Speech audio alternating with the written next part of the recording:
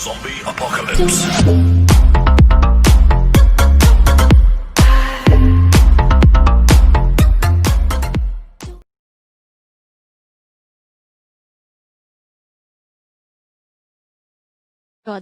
मौर्य साम्राज्य। मौर्य वंश का संस्थापक चंद्रगुप्त मौर्य था। चंद्रगुप्त मौर्य का जन्म 345 ईसा पूर्व में हुआ था। घनानंद को हराने में चाणक्य ने चंद्रगुप्त मौर्य की मदद की थी, जो बाद में चंद्रगुप्त का प्रधानमंत्री बना। चाणक्य कौटिल्य या विष्णुगुप्त द्वारा लिखित पुस्तक है, अर्थशास्त्र है, जिसका संबंध राजनीति से है। चंद्रगुप्त मगध की राजगद्दी पर 322 ईसा पूर्व में बैठा। चंद्रगुप्त जैन धर्म का अनुयायी था। चंद्रगुप्त ने अपना अंतिम समय कर्नाटक के श्रवणबेलगोला नामक स्थान पर बिताया। चंद्रगुप्त ने 305 ईसा पूर्व में सेल्यूकस निकेटर को हराया। सेल्यूकस निकेटर ने अपनी पुत्री कार्नेलिया की शादी चंद्रगुप्त मौर्य के साथ कर दी और युद्ध की संधि शर्तों के अनुसार 4 प्रांत काबुल, कंधार, हेरात एवं मकरान चंद्रगुप्त को दिए। चंद्रगुप्त मौर्य ने जैनी गुरु भद्रबाहु से जैन धर्म की दीक्षा ली थी। मेगास्थनीज सेल्यूकस निकेटर का राजदूत था, जो चंद्रगुप्त के दरबार में रहता था। मेगास्थनीज द्वारा लिखी गई पुस्तक इंडिका है। चंद्रगुप्त मौर्य और सेल्यूकस के बीच हुए युद्ध का वर्णन एपियानस ने किया है। प्लूटार्क के अनुसार चंद्रगुप्त ने सेल्यूकस को 500 हाथी उपहार में दिए थे।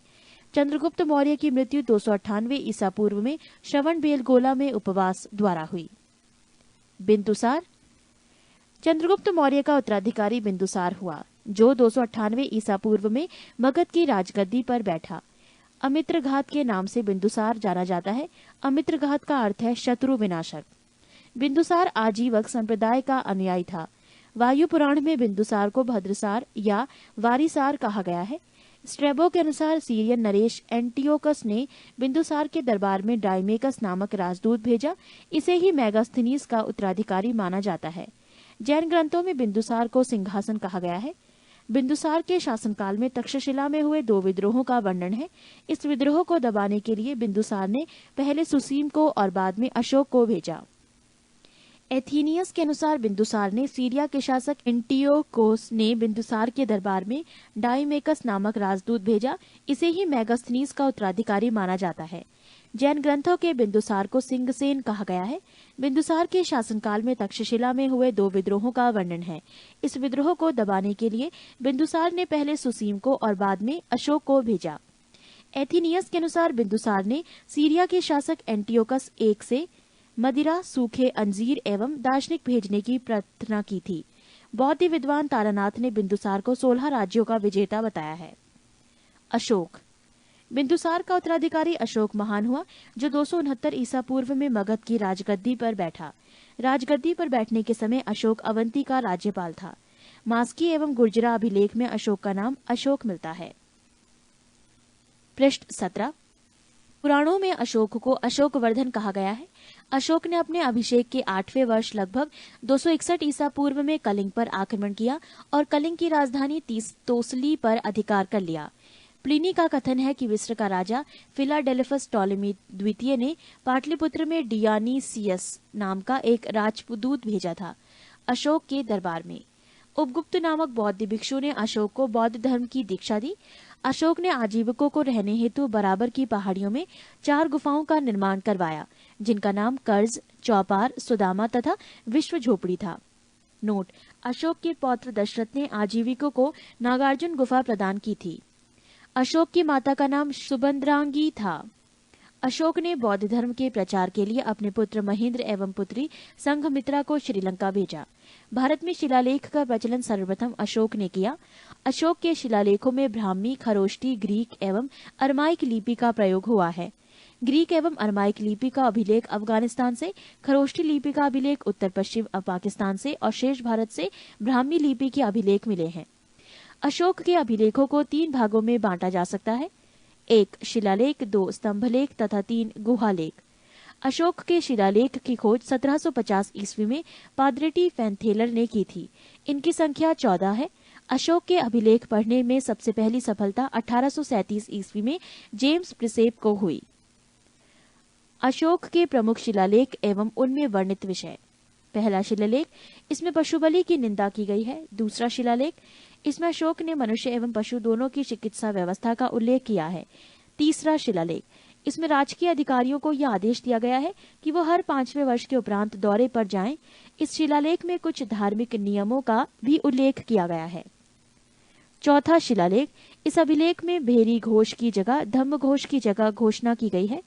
पांचवा शिलालेख, इस शिलालेख में धर्म महामात्रों की नियुक्ति के विषय में जानकारी मिलती है। छठा शिलालेख, इसमें आत्म नियंत्रण की शिक्षा दी गई है। सातवां एवं आठवां शिलालेख, इनमें अशोक की तीर्थ यात्राओं का उल्लेख किया गया है। नौवां शिलालेख, इसमें सच्ची भेंट तथा सच्चे शिष्टाचार का उल्लेख किया गया है। 10वां शिलालेख, इसमें अशोक ने आदेश दिया है कि राजा तथा उच्च अधिकारी हमेशा प्रजा के हित में सोचें। 11वां शिलालेख, इसमें धम्म की व्याख्या की गई है। 12वां शिलालेख, इसमें स्त्री महामात्रों की नियुक्ति एवं सभी प्रकार के विचारों के सम्मान की बात कही गई है। 13वां शिलालेख, इसमें कलिंग युद्ध का वर्णन एवं अशोक के हृदय परिवर्तन की बात कही गई है। इसी में पड़ोसी राजाओं का वर्णन है। 14वां शिलालेख, अशोक ने जनता को धार्मिक जीवन बिताने के लिए प्रेरित किया। पृष्ठ 18, अशोक के स्तंभ लेखों की संख्या 7 है, जो केवल ब्राह्मी लिपि में लिखी गई है। ये 6 अलग अलग स्थानों से प्राप्त हुआ है। 1. प्रयाग स्तंभ लेख, ये पहले कौशाम्बी में स्थित था। इस स्तंभ लेख को अकबर में इलाहाबाद के किले में स्थापित करवाया। 2. दिल्ली टोपरा, ये स्तंभ लेख फिरोज शाह तुगलक के द्वारा टोपरा में दिल्ली लाया गया। 3. दिल्ली मेरठ, पहले मेरठ में स्थित ये स्तंभ लेख फिरोज शाह द्वारा दिल्ली लाया गया है। 4. रामपुरवा, ये स्तंभ लेख चंपारण बिहार में स्थापित है। इसकी खोज 1872 ईस्वी में कारलायल ने की। 5. लौरिया अरेराज, चंपारण बिहार में। 6. लौरिया नंदनगढ़, चंपारण बिहार में। इस स्तंभ पर मोर का चित्र बना है। कौशाम्बी अभिलेख को रानी का अभिलेख कहा जाता है। अशोक का सबसे छोटा स्तंभ लेख रुम्मीदेई है। इसी में लुम्बिनी में धम्म यात्रा के दौरान अशोक द्वारा भू राजस्व की दर घटा देने की घोषणा की गई है। अशोक का 7वां अभिलेख सबसे लंबा है। प्रथम पृथक शिलालेख में ये घोषणा है कि सभी मनुष्य मेरे बच्चे हैं। अशोक का शार ए कुना कंदहार अभिलेख ग्रीक एवं आर्मेयिक भाषाओं में प्राप्त हुआ है। साम्राज्य में मुख्यमंत्री एवं पुरोहित की नियुक्ति के पूर्व इनके चरित्र को काफी जांचा परखा जाता था। इसे उपधा परीक्षण कहा जाता था। सम्राट की सहायता के लिए एक मंत्री परिषद होती थी, जिसमें सदस्यों की संख्या 12, 16 या 20 हुआ करती थी। अर्थशास्त्र में शीर्षस्थ अधिकारियों के रूप में तीर्थ का उल्लेख मिलता है, जिसे महामात्र भी कहा जाता था। इसकी संख्या 18 थी। अर्थशास्त्र में चर जासूस को कहा जाता था। मौर्य प्रांत और राजधानी, उत्तरापथ तक्षशिला, अवंती राष्ट्र उज्जैनी, कलिंग तोसली, दक्षिणापथ सुवर्णागिरी, प्राशी पूर्वी प्रांत पाटलिपुत्र। अशोक के समय मौर्य साम्राज्य में प्रांतों की संख्या 5 थी। प्रांतों को चक्र कहा जाता था। प्रांतों के प्रशासक कुमार या आर्यपुत्र या राष्ट्रिक कहलाते थे। प्रांतों का विभाजन विषय में किया गया था, जो विषयपति के अधीन होते थे। प्रशासन की सबसे छोटी इकाई ग्राम थी, जिसका मुखिया ग्रामीक कहलाता था। प्रशासकों में सबसे छोटा गोप था, जो 10 ग्रामों का शासन संभालता था। मेगास्थनीज के अनुसार नगर का प्रशासन 30 सदस्यों का एक मंडल करता था, जो 6 समितियों में विभाजित था। प्रत्येक समिति में 5 सदस्य होते थे। अर्थशास्त्र में वर्णित तीर्थ: 1 मंत्री प्रधानमंत्री, 2 पुरोहित धर्म एवं दान विभाग का प्रधान, 3 सेनापति सैन्य विभाग का प्रधान, 4 युवराज राजपुत्र, 5 द्यौवारिक राजकीय द्वार रक्षक, 6 अंतर्वैदिक अंतःपुर का अध्यक्ष, 7 समाहर्ता आर्य का संग्रहकर्ता, 8 सन्निधाता राजकीय कोष का अध्यक्ष, 9 प्रशास्ता कारागर का अध्यक्ष, 10 प्रदेष्ट्री कमिश्नर, 11 पौर नगर का कोतवाल, 12 व्यवहारिक प्रमुख न्यायाधीश, 13 नायक नगर रक्षा का अध्यक्ष, 14 कर्मांतिक उद्योगों एवं कारखानों का अध्यक्ष, 15 मंत्री परिषद अध्यक्ष, 16 दंडपाल सेना का सामान एकत्र करने वाला, 17 दुर्गपाल दुर्ग रक्षक, 18 अंतपाल सीमावर्ती दुर्ग का रक्षक। पृष्ठ 19, बिक्री कर के रूप में मूल्य का 10वां भाग वसूला जाता था। इसे बचाने वालों को मृत्युदंड दिया जाता था। मेगास्थनीज के अनुसार एग्रीनो मोई मार्ग निर्माण अधिकारी था। जस्टिन के अनुसार चंद्रगुप्त मौर्य की सेना में लगभग 50,000 अश्वारोही सैनिक, 9,000 हाथी एवं 8,000 रथ थे। प्लूटार्क या जस्टिन के अनुसार चंद्रगुप्त ने नंदों की पैदल सेना से 3 गुनी अधिक संख्या में अर्थात 60,000 आदमियों को लेकर संपूर्ण उत्तर भारत को रौंद डाला था। प्रशासनिक समिति एवं उसके कार्य: समिति और कार्य। प्रथम समिति कार्य उद्योग एवं शिल्प कार्य का निरीक्षण। द्वितीय समिति विदेशियों की देखरेख। तृतीय समिति जन्म मरण का विवरण रखना। चतुर्थ व्यापार एवं वाणिज्य की देखभाल। पंचम निम्रित वस्तुओं के विक्रय का निरीक्षण। षष्ठ बिक्री कर वसूल करना।